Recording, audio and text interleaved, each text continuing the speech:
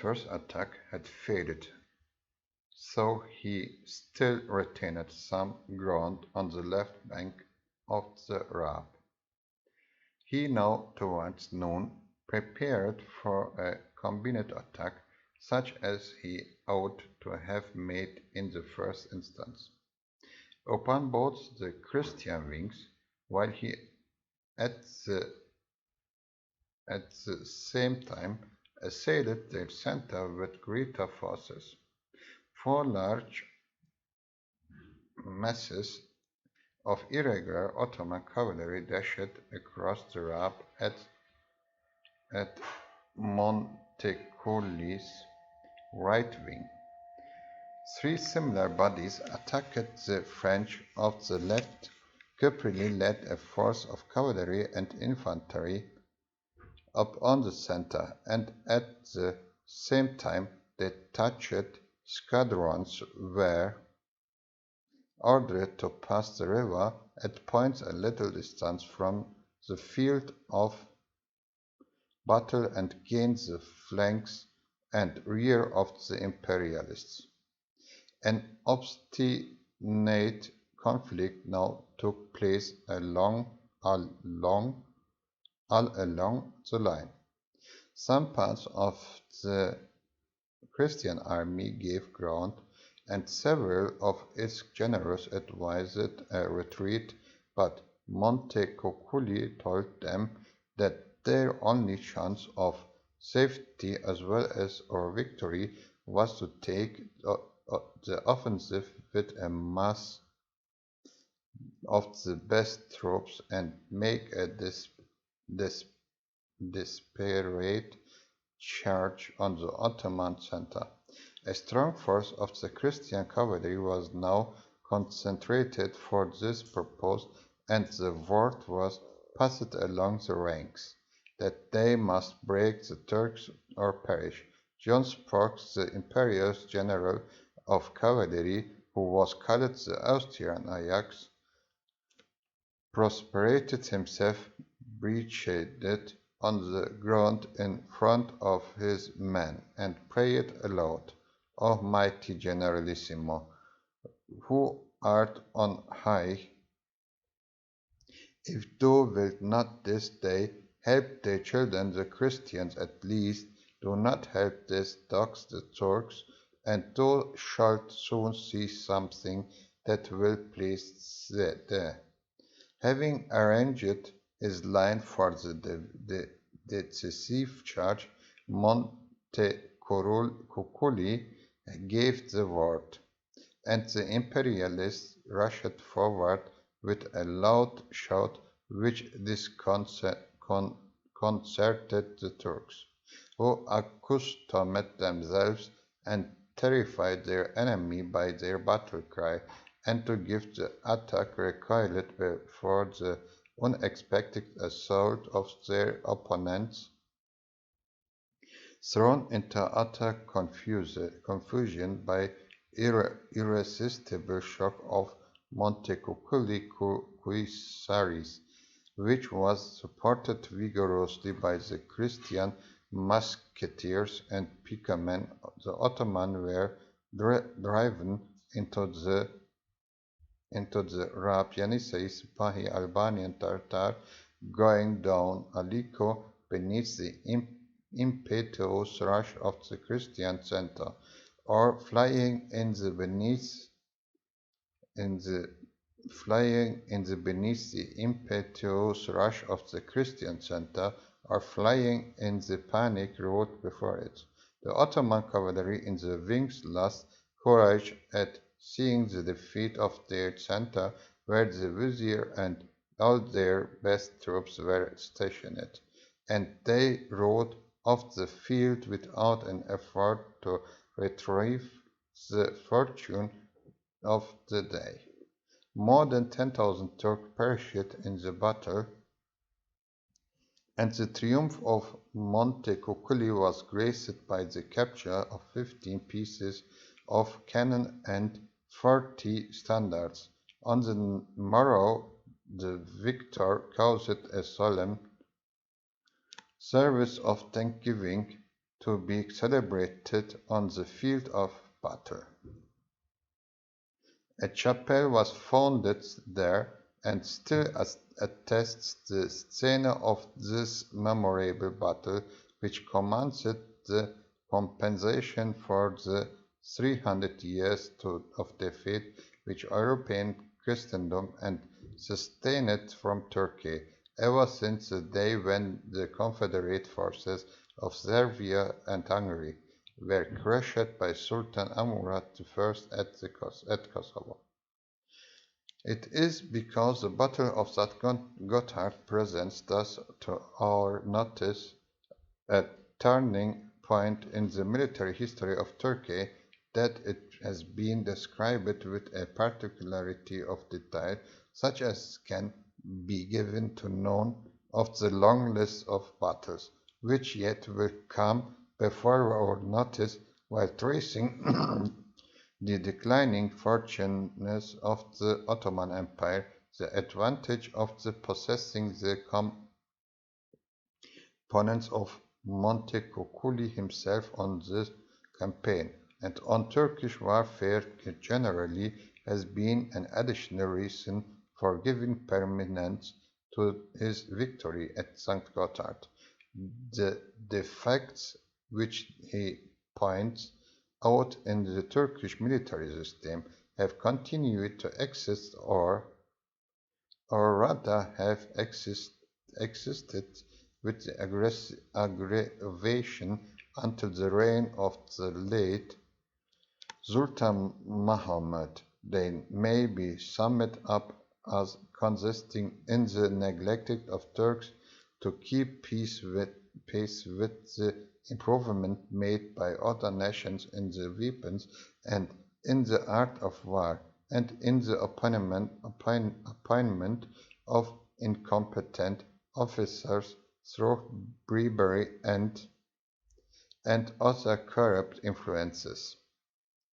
The pernicious effects of these vices of the Ottoman War department have been partly counteracted by the remarkable personal valor of the common soldiers among the Turks, their sobriety, and the vigor of their constitutions, and also by the care taken to provide them with good and sufficient provisions both when in barracks and when employed on active duty.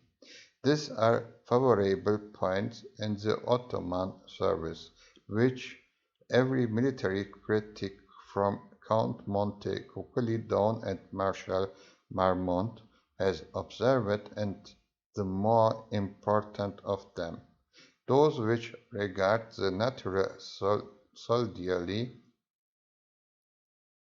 qualities of the Ottoman population show that Turkey has never lost the element of military greatness, which no artificial means can create or revive, but to which the skill of great statesmen and great generals, if the Sultan's empire should be blessed with them, may superate all that has for nearly 2 centuries been deficient. The immediate result of the Battle of St. Gotthard was a truce for 20 years on the footing of the Treaty of Sitwatorok, which the Turks before their defeat had so arrogantly refused.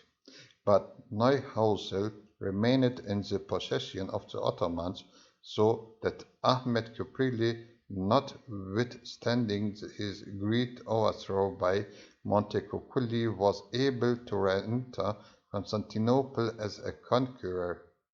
His influence over the Sultan was undiminished, and the next great military enterprise that Kuprili undertook was one of the uncheckered success and glory. This was the reduction of the city of Candia, which had now for nearly 20 years been vainly besieged or blockaded by the Turks. Muhammad IV at vainly besieged or blockaded by the Turk, Muhammad IV at first proposed the lead in the person the great armament which Cypriots collected at Adrianople for this expedition. The imperial tent was raised in the camp, and the Sultan caused those parts of the Turkish historian to be read before him which narrate the capture of Constantinople by Muhammad, the battle of the Chaldean under Selim I, and the siege of Rhodos and Belgrade by Suleiman by Muhammad IV appeased the material ardor which those recital produced in him by hunting which redoubled energy. It was only in the chase that he was enterprising and bold. He shrank from the battlefield, and he was not even a hero in his harem.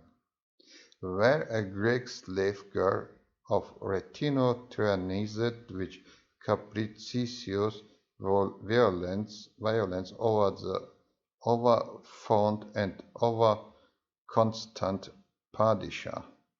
This favorite sultana was zealously devoted on the interest of Cypriots, who was thereby rendered so secure in his authority that he ventured to remain in the island of Candia. From the time of his landing there in 1666 to the surrender of the long besieged capital in 1669. During this 3 last years of the siege, every possible effort of bravery and all the then available resources of the military were employed both by assailant and defenders. Morosini, afterwards renowned as the conqueror of the Morea and surnamed the Peloponnesian, commanded in the city. Ably seconded by the Duke de la Feuillade, the hero of St. Gotthard, and many other high-born and high-spirited volunteers who flocked from every country of Christendom and Candia, as a great theatre of military glory on the Turkish side. Cypriots and the generals and admirals urged on the operations of the besiegers by sea and by land with indomitable obstinacy and with a degree of engineering skill from which the Turks in more recent times have degenerated. It is computed that during the final 34 months of the siege, during which Cypriots commanded 30,000 Turks and 12,000 Venetians were killed. There were 56 assaults and 96 sorties, and the number of the mines exploded on both sides was 1364. Several attempts were made by the Venetians to purchase peace without ceding Canada, but to their offers of large sums of money, Cypriots replied, We are not money dealers. We make war to win Candia, and at no price will we abandon it. The Ottomans persevered in their enterprise until Morosini, on the 6th September 1669, surrendered on honorable terms the city, which the incessant mining had converted into a confused mass of gigantic mole heaps. A peace was made between Venice and the party by which the city and island of Candia became the property of the Sultan. Cypriots remained there several months after the conquest was completed. During the during which time he was well and wisely employed in organizing the local government of Crete under its new foundation. The next scene of warlike operation on which Ahmed Kupli entered deserves special attention because it brings us to the rival claims of Poland, Russia, and Turkey to dominion over the Cossacks and is intimately connected with the long and still enduring chain of hostilities between the Russian and Turkish empires. The Cossacks of the Don had become subjects of Ivan the Terrible, Tsar of Muscovy in 1549, but the Cossacks of the Dnieper and the Ukraine were long independent, and their first connection was with Poland. The Poles affected to consider them as vassals, but the wisest Polish rulers were cautious in the amount of authority which they attempted to exercise over these bold and hardy tribes.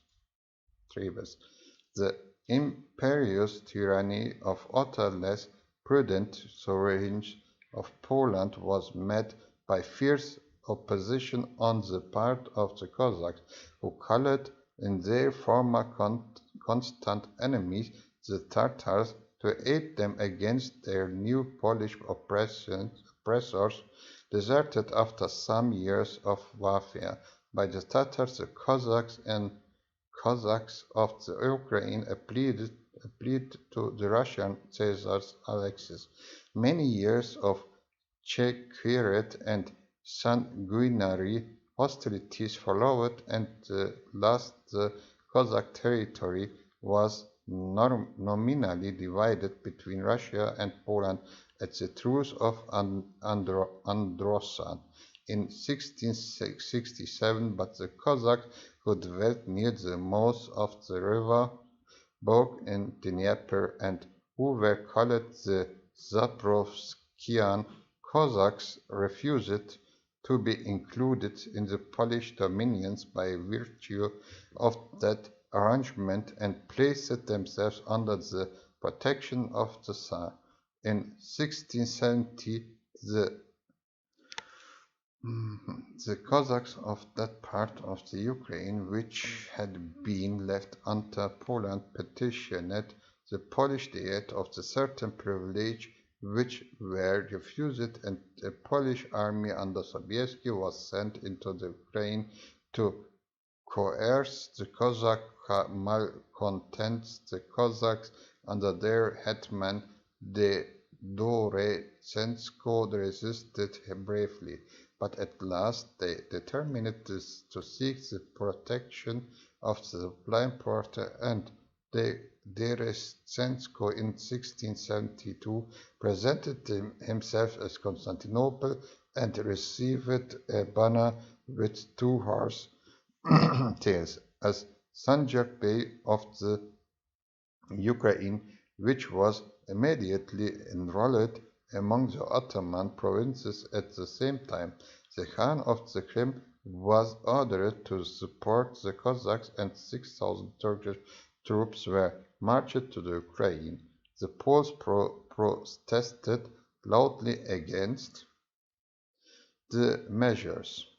The Tsar added his remonstrances and threatened to join Poland in a war against Turkey.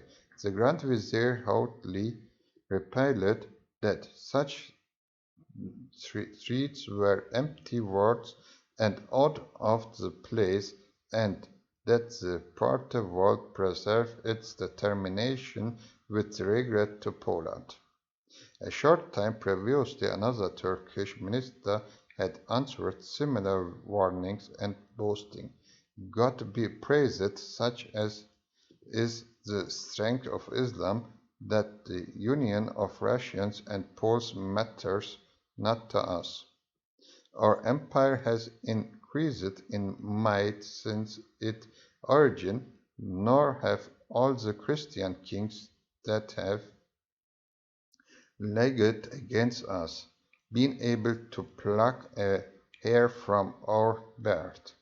With God's grace it shall ever be so, and our empire shall endure to the day of judgment. Cuprelli himself, when the Polish ambassador reproached the Turks with injustice in aiding the revolt subjects of Poland, replied in a remarkable letter written with his own hand, in which he states that the Cossacks are free people placed themselves under the Poles, but being unable to endure Polish oppression by any longer, they have sought protection elsewhere, and they are now under the Turkish banner and the horsetails if the inhabitants of an oppressed country, in order to obtain deliverance, implore the aid of a mighty emperor, is it prudent to pursue them in such an asylum, when the most mighty and most glorious of all emperors is seen to deliver and succor from their enemies those who are oppressed and who ask him for protection? A wise man will know on which side the blame of breaking peace out the rest. If in order to quench the fire of this discord, negotiation is wished for, so let it be.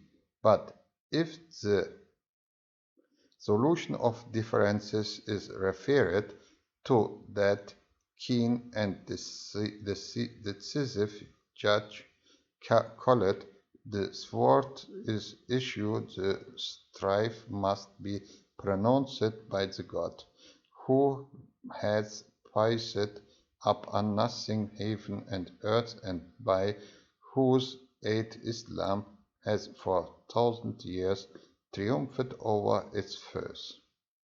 This avowal of the principle of intervention in behalf of an oppressed people was a bold measure for the prime minister of a nation like the Turkish, which kept so many other nations in savage bondage. It was especially bold in Caprili, who at very time, was directing the construction of fortresses in the Morea, to curb the reviving spirit of independence of which the Greeks had given some signs during the recent Venetian War.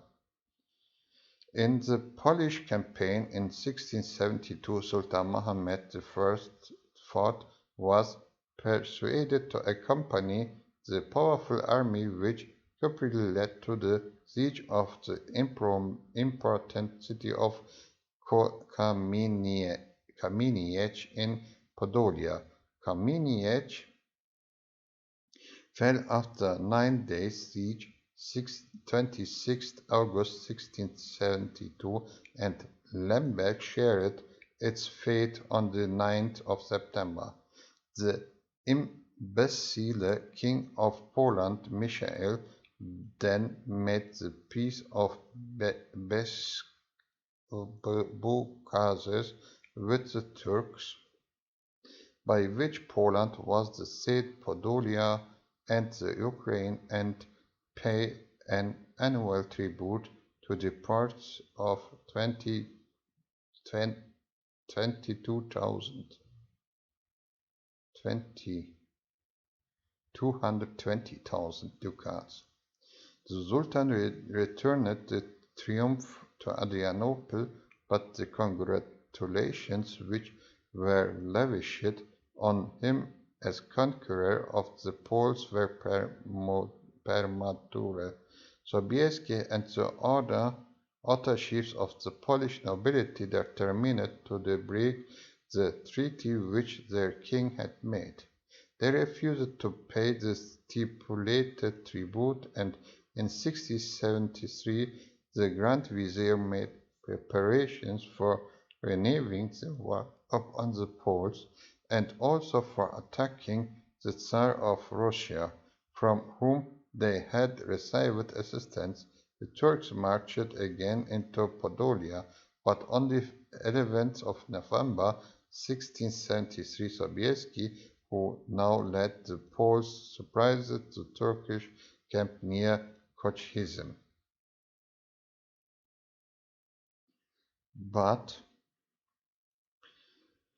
And routed Kupili with immense slaughter.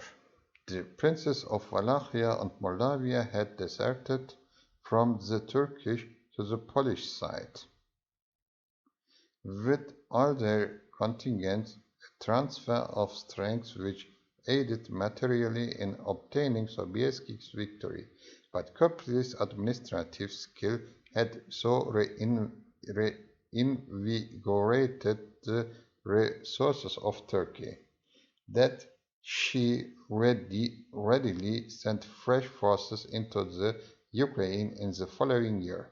Sobieski, with his Poles and the Russians, who now took an active part in the war, had the advantage in the campaign of 1674 and 1675. Sobieski gained one of the most brilliant victories of the age over the Turks at Lemberg, but the superior strength and steadiness of the Porte and Kupili in maintaining the war against the discordant government of Poland were felt year after year, and in 1676 the Turkish commander in Podolia, Ibrahim, surnamed Shaitan, that is, Ibrahim the Devil, made himself completely master of Podolia and attacked Galicia.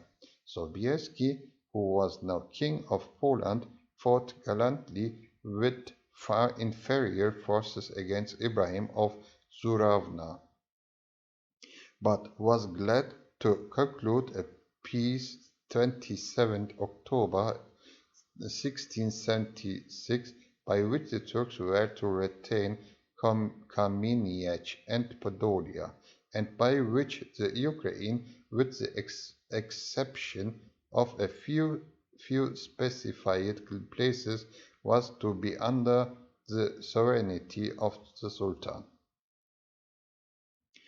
3 days after the Peace of Zuravna, Ahmed Koprili died. So his defeats at St. Gotthard and Kochizm had fairly given rise to an opinion among the Ottoman ranks that their vizier was not born to be a general, his military services to the empire, for which he won Candia, Neuhausen, and Kamieniec, were considerable, and no minister ever did more than he accomplished in repressing insurrection and disorder, in maintaining justice and good government, and in restoring the financial and military strength of his country. He did all this without oppression or cruelty. He protected all ranks of the Sultan's subjects. He was a liberal patron of literature and art. He was a warm friend and a not placeable enemy. He was honorably true to his plighted word towards friend or foe, towards small or great, and and and there is far less than a usual amount of oriental exaggeration in the praises which the Turkish historians bestow upon him, the light and splendor of the nation, the conservator and governor of